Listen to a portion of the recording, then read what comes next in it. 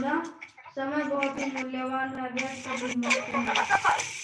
कभी हरि कृष्ण देव करे।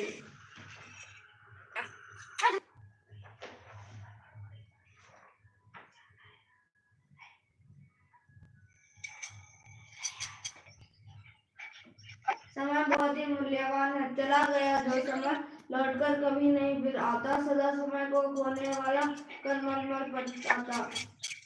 जिसने इसे माना उसको इसने भी दिखाया, लाख यत्न करने पर भी हाथ में उसके आया। हो जाता है घड़ी के लिए जन्म भर रोना। समय बहुत ही मूल्यवान है, व्यर्थ कभी मत खोना। धन खो जाता श्रम करने से फिर मनुष्य है पाता। स्वास्थ्य बिगड़ जाने पर उपचारों से है बन जाता।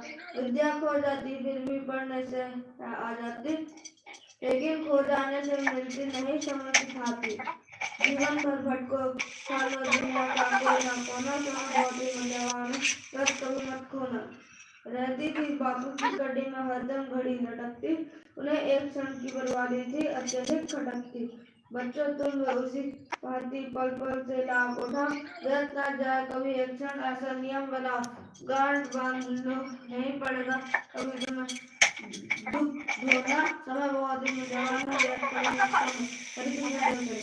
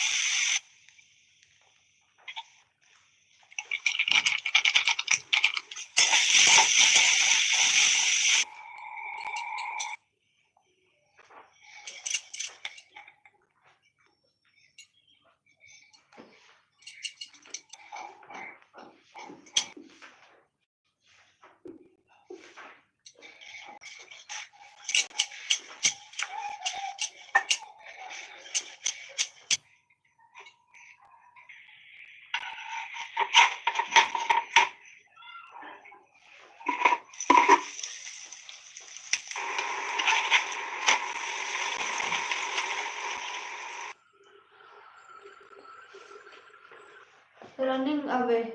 When two creatures from Mars arrive on Earth, most people believe that they are harmless and have only come to visit our planet. But when a few people try to communicate with them, the Martians flash a green light and silently kill them all. The narrator who was also present there is only saved because he is assistant and escaped unnoticed. Terrified, he hurried to take his family to safety in another village. He himself, however, decides to return as he is confident that the Martians will be easily defeated by the army. It was nearly 11 when I set out to drive my car to Nayika. The night was very dark and hot, but I wanted to know how the battles between us and the Martians would end. So I drove steadily as the blur red glow on the horizon grew more prominent and mixed with the black clouds in the sky. What is this? I thought. What is going on? Just then a bright green light lit up the road around me and showed the woods ahead. A line of green fire passed across the sky and into the field to my left. It was the third Martian.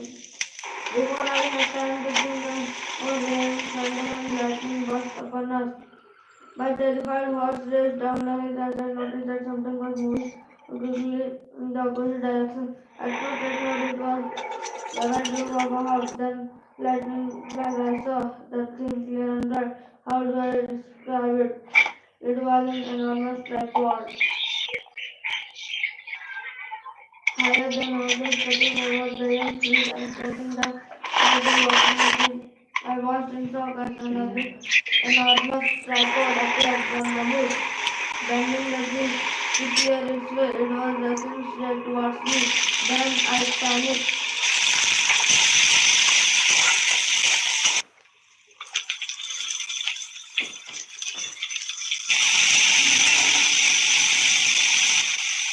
Without stopping to look again, I desperately pulled my horse head to the right, but my car toppled over on its side and I fell into a shallow pool of water. I crawled out almost immediately and hid under a bush. My horse had run away, and by the lightning flashes, I could see the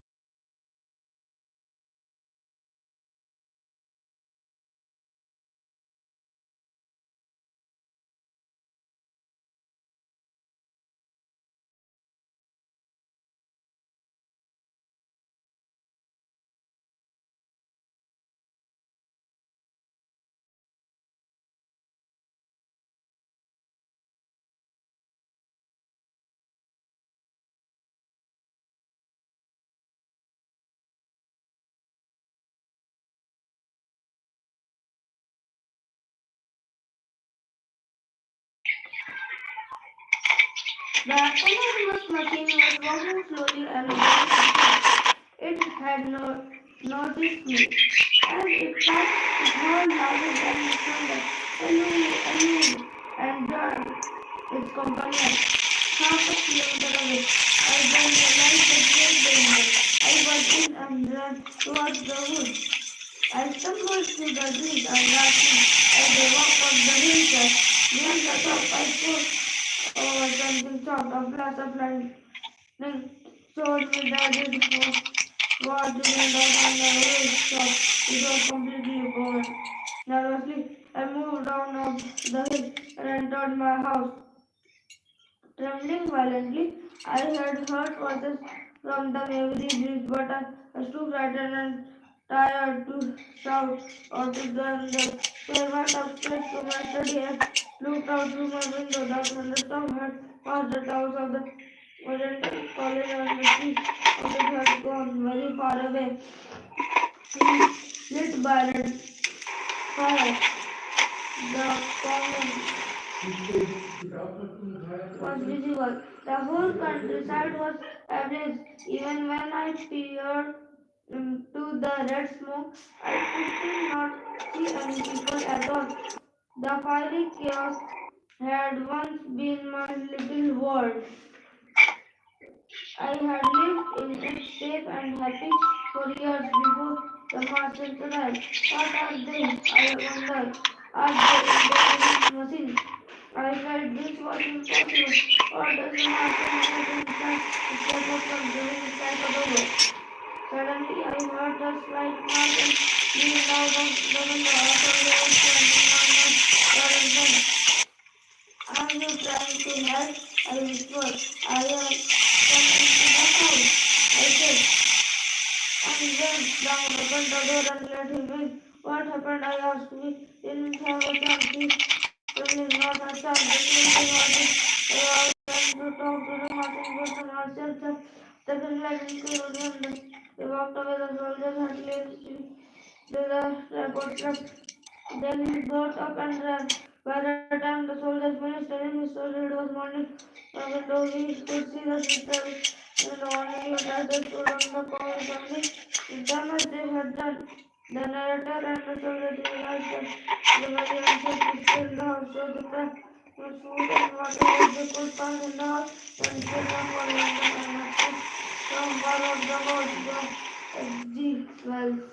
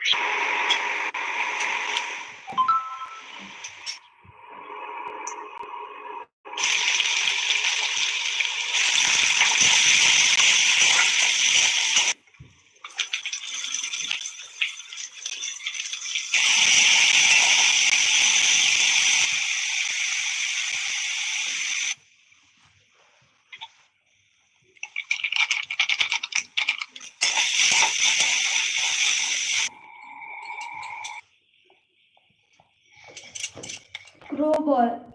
On the first day of her village school in Japan, there was a boy missing. He was found hiding in the dark space under the schoolhouse floor. None of us knew him, but we immediately nicknamed him Chibi, as he was very small. Chibi was a strange boy. He would watch the ceiling of his wooden desktop with great interest for hours. He would study a patch of clothes on a boy's shoulder.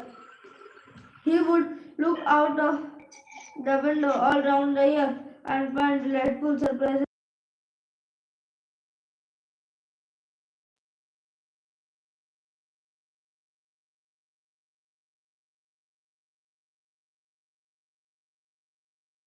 he would not even look at. We left Chibi alone. He trudged to school and went back home on his own every day, learning nothing in class. And so 5 years passed till we reached the sixth grade, the last class in school. Our new teacher, Mr. Isobe, was a friendly man with a kind smile. He frequently took us to the hilltop behind the school. While we played, he often spent time talking to Chibi. He was pleased to learn that Chibi knew all the places where the wild grapes and wild potatoes grew. He was amazed to find how much Chibi knew about all the flowers in our class garden. Later that year, Chibi appeared on the stage at the talent show. We could not believe our eyes. What can he do up there? We wondered. Then Mr. Sobe announced that Chibi was going to imitate the voices of crows. Voices of crows. First, Chibi imitated the voices of newly hatched crows. Then he made the mother crow's voice. Then he imitated the father crow's voice. He showed how crows cry.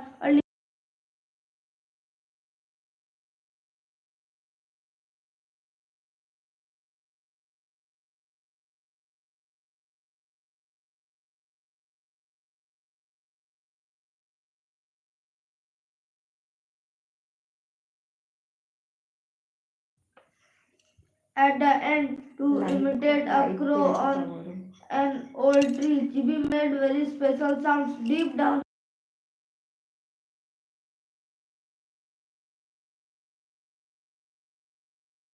Our minds were taken to the far and lonely mountainside from which Chibi probably came to school. Mr. Izabe explained that Chibi had learned those calls for 6 years while leaving his home for school at dawn and arriving home at sunset. Each one of us cried. We realized how wrongly we had treated Chibi. After school was over, we sometimes met Chibi in the village, but nobody called him Chibi anymore. We all called him Crowboy. When we greeted him, Crowboy would nod and smile as he stretched his shoulders proudly and set off for his home in the far mountains. From around the turn of the mountain road would come a crow called the Happy One by Taro Yashima.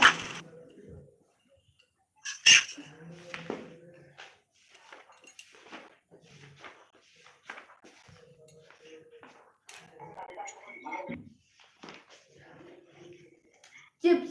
Once upon a time in a big faraway country there lived a small family. The country was at war and there was very little food for the people. So the poor family always went hungry. One day early in the morning, two foreign soldiers, a part of the army who had occupied their country, knocked on their door. They pushed a sack into mother's hand and asked her to make some chips for their lunch. We will be back at 12 noon, said a dark-haired soldier. Have the chips ready by then. And with that, the soldiers turned around and headed off towards the neighboring farm. By this time, the entire family had come scurrying down the stairs to see what was happening. What are chips? Mother asked them, but no one had ever heard of such a thing. How are we going to make chips? Cried mother. We don't even know what they are. Shouldn't we open the sack first? The children pointed out. Mother hurriedly opened up the sack to reveal big muddy white flaked new potatoes. Our family gasped in amazement. They had not seen so many potatoes since the beginning of the war. Now Grandma spoke up. Don't be silly, she said. We know how to cook potatoes. We will peel and boil them for the soldiers. Then we will make a soup from the peelings for ourselves. Come on, children, let's begin. She gave each child a handful of potatoes to wash and peel.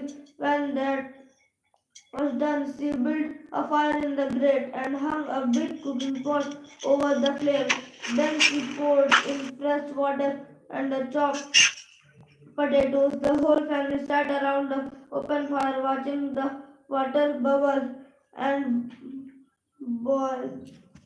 Those soldiers made a big fuss for this. The youngest child said thoughtfully, boiled potatoes are not so special, said the eldest. That's when the grown up started worrying. Let's add some herbs, said Grandma, putting some into the pot. And a few mushrooms, said Grandpa. Of course, cried mother and sent the children to the forest to collect the precious mushrooms and berries. When they returned, when they returned, everyone added just a few more ingredients, and then a few more, and a few more still, until they had made a pot of a delicious smelling stew. The sun smell wafted around the little creature. The children's bellies rumbled and their eyes grew wide with hunger. When can we eat? They asked. When the soldiers leave, said mother, covering the pot with a lid so that smell would not tempt them.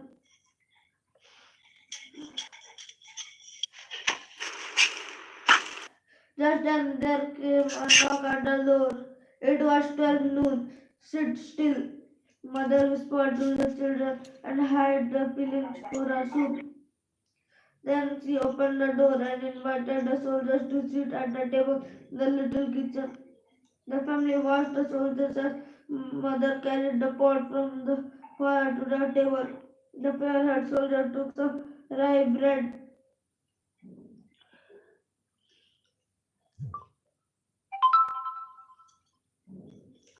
from his pocket and tore off chunks to share with his friend. What if they don't like it? What will they do? The family wondered. Mother lifted the lid from the pot. The soldiers both stared in disbelief as she ladled the potato uh, into their bowls. What is this? Cried the soldiers. We want chips. The children looked unworried as mother explained. This is how we cook chips. These aren't chips. The dark-haired soldier shouted. Sit down, the fair-haired soldier interrupted. I am hungry, let's at least try this. And he lifted his spoon gently, blowing so that the steam curled around his end. The potatoes were hot. What is there too hot? Grandpa shuddered. At last, the fair-haired soldier put the spoon to his mouth and slurped.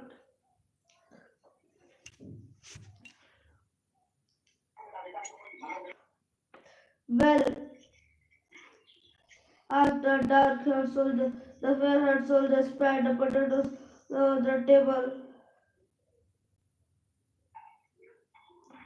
What is this swill? He shouted, his face twisted in anger. He got up from the table, hoisted his rifle across his shoulder, stepped back in feather, then covered. I am sorry, sir, mother, moving over the table. It is our favorite recipe.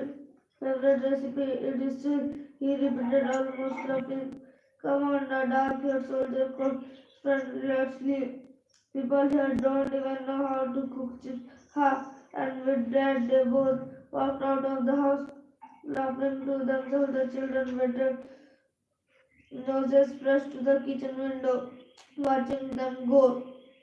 When they were sure the soldiers would not return, they added the potato peels to the pot along with more herbs for extra flavor and cooked it up. They dunked big chunks of the soldiers' library into the stew until their tummies were full. It was the most wonderful stew they had ever tasted.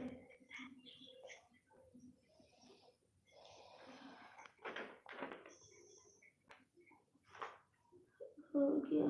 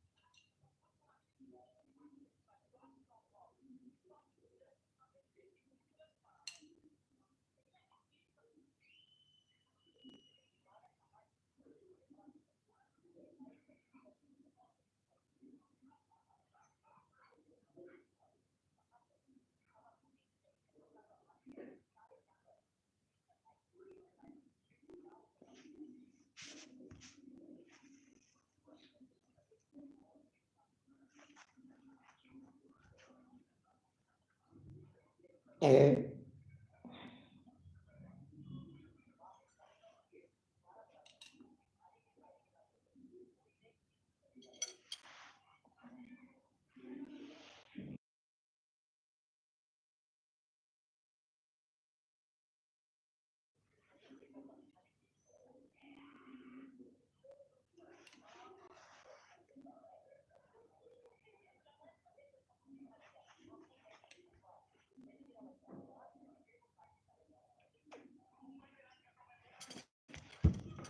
तो रुकिए ना।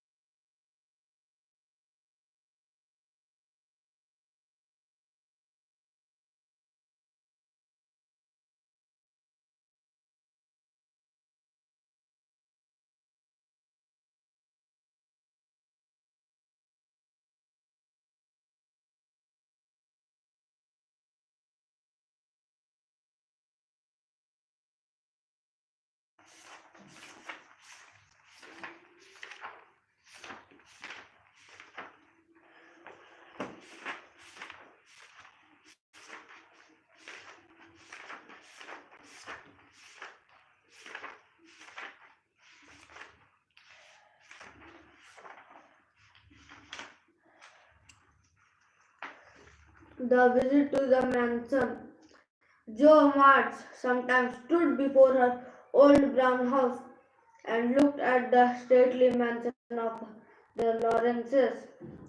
She knew that only old Miss Lawrence and his grandson Laurie lived there. But to her, the mansion seemed to be an enchanted palace filled with delightful things. She longed to see them and befriend Laurie, who looked very lonely and shy. So he decided to visit the Lawrence mansion and tell Mr. Lawrence to allow Laurie to leave the house and play. One snowy afternoon, Joe saw Miss Lawrence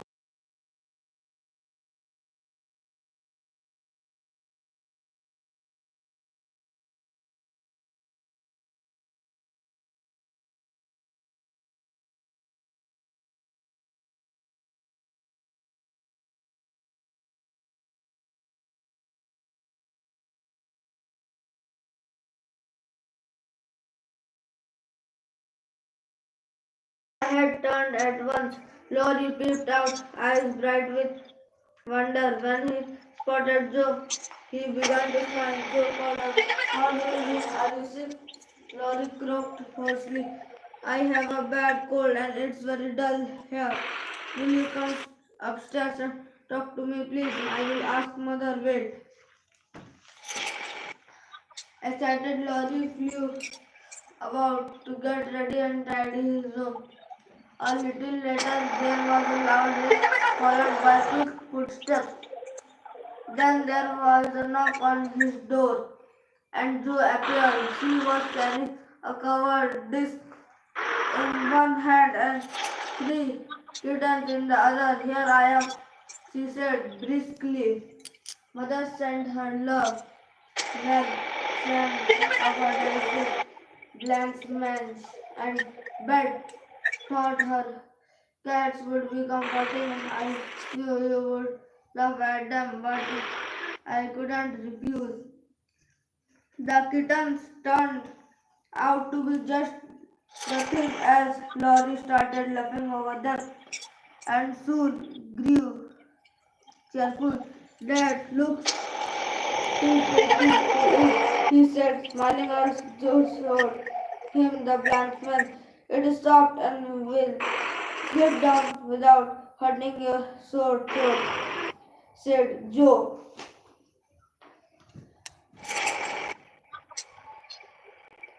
"How kind you are," said Laurie. "Now please take the big chair and let me do something to entertain you."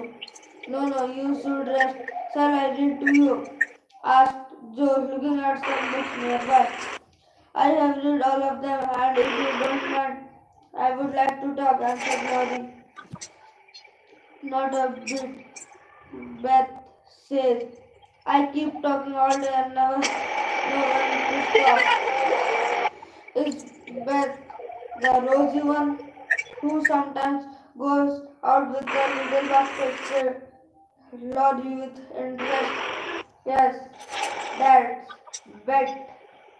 The pretty, the pretty one is Mel, and the curly haired one is Amy." "Agreed,"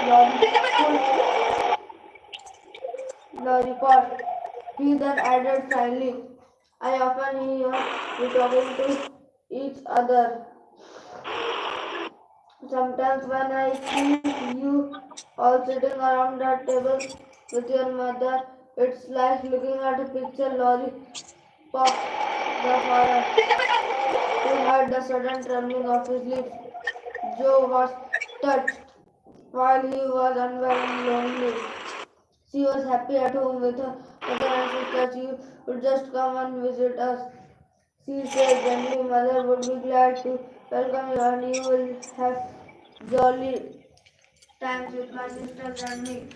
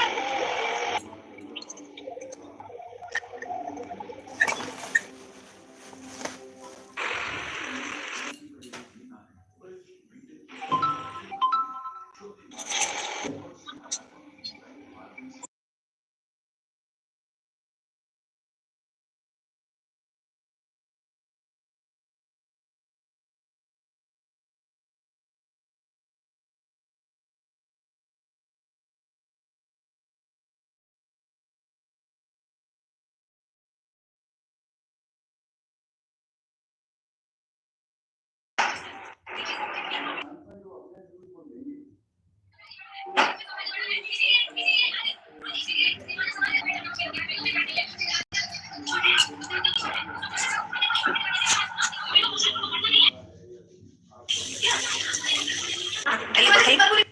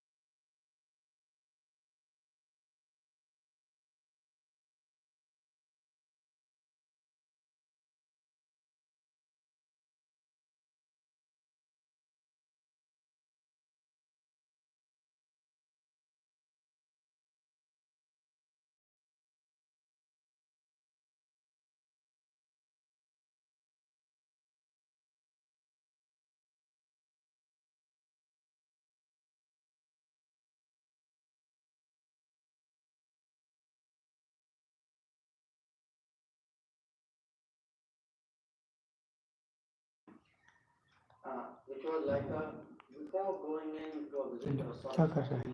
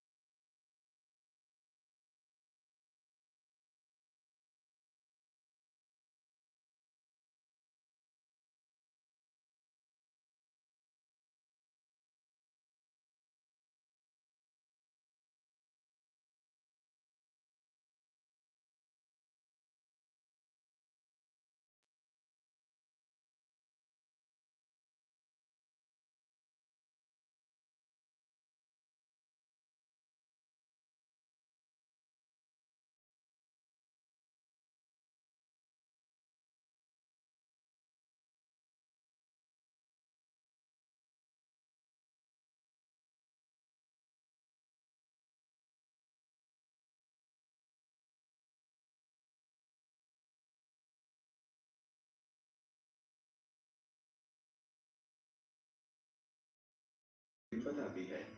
इस दिन मौन व्रत का पालन करते हुए जो उपासना करता है वह सभी प्रकार के भौतिक सुखों को पाकर अंत में मोक्ष प्राप्त कर लेता है।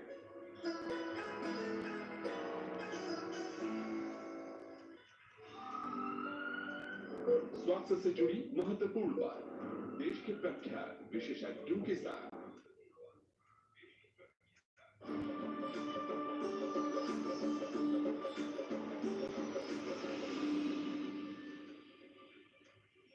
अयम निज परोवेति गणना लघुचेताम उदार चरिता नाम तो वसुधैव कुटुंबकम। वसुधैव कुटुंबकम हमारी संस्कृति का मूल मंत्र है और आजकल तो प्रयागराज में समस्त विश्व परिवार को हमने अपने हृदय में धारण कर रखा है। प्रयागराज के पुण्य धरती का सभी का स्वागत है। मैं हूँ अश्विनी कुमार गुप्त। प्रयागराज में अद्भुत छटा बिखरी है। विश्व के आकर्षण का केंद्र प्रयागराज हुआ है। आयोजन है महाकुंभ का। महाकुंभ का यह आयोजन कैसे वैश्विक महाकुंभ बन चुका है। महाकुंभ का आयोजन कैसे